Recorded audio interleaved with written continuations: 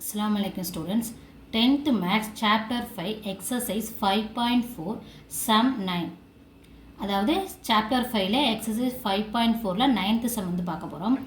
Find the equation of a straight line through the intersection of lines 7x plus 3y equal to 10, 5x minus 4y equal to 1 and parallel to the line 13x plus 5y plus 12 equal to 0.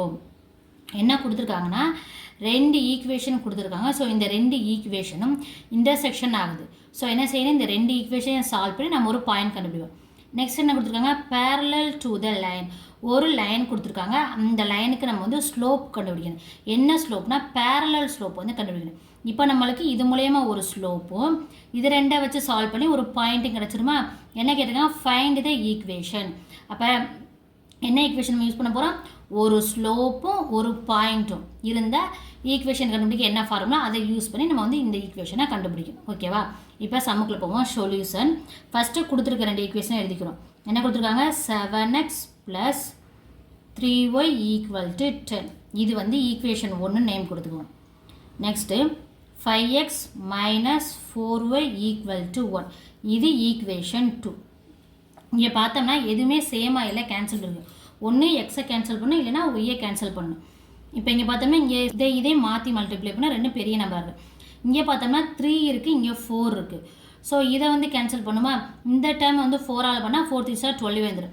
இந்த time 3ஆல் பண்ணால் 4 3 sir 12.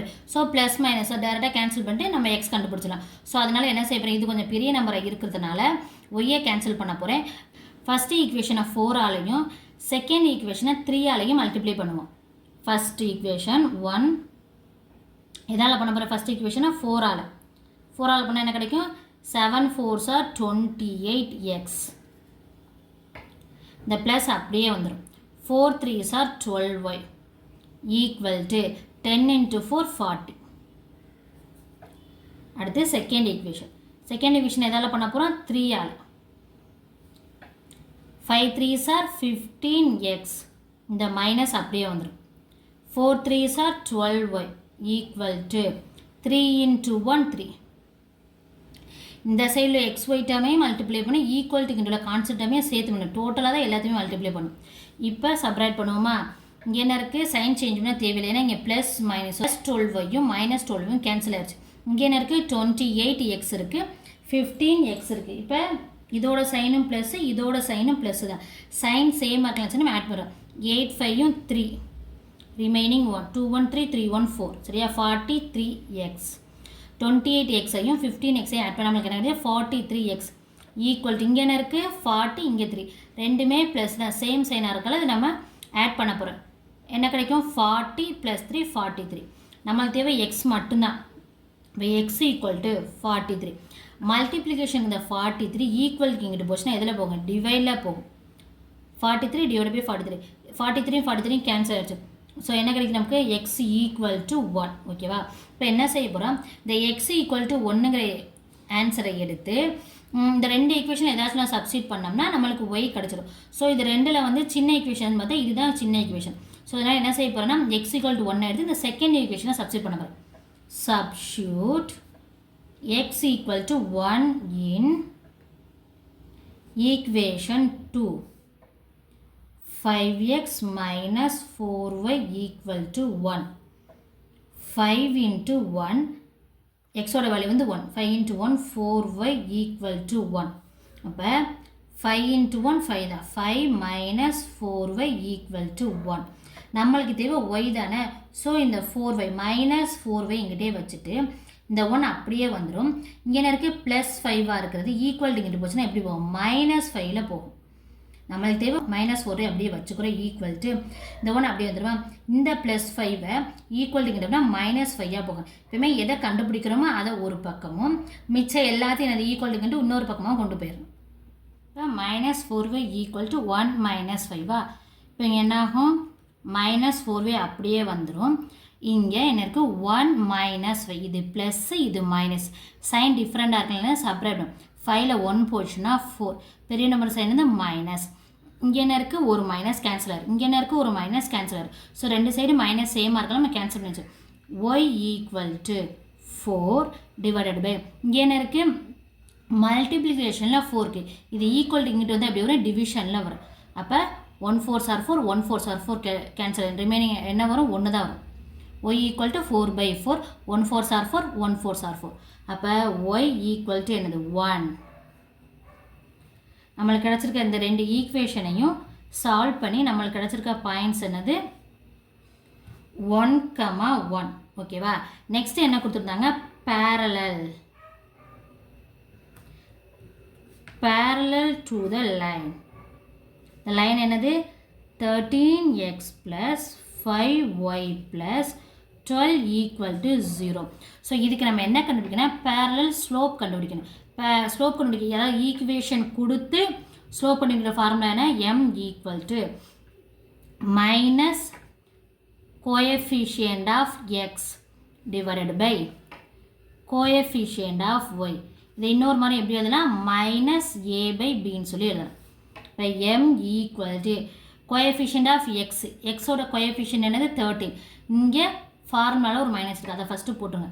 Coefficient of x என்னது 13 divided by coefficient of y, coefficient y என்னது 5 minus 13 by Y. இப்போ நம்மளுக்கு என்ன இருக்குது ஒரு point இருக்குது ஒரு ஸ்லோப் இருக்குது, இது பேரலல் தான், parallel to the line. So parallel slope தான் கண்டுபிடிக்கணும். அதனால இதை நம்ம மாற்ற தேவையில்லை, இப்படியே வச்சுக்கிறோம். பெர்பெண்டிகுலராக மாற்ற தேவையில்லை, கேட்டது பேரலல் ஸ்லோப் தான்.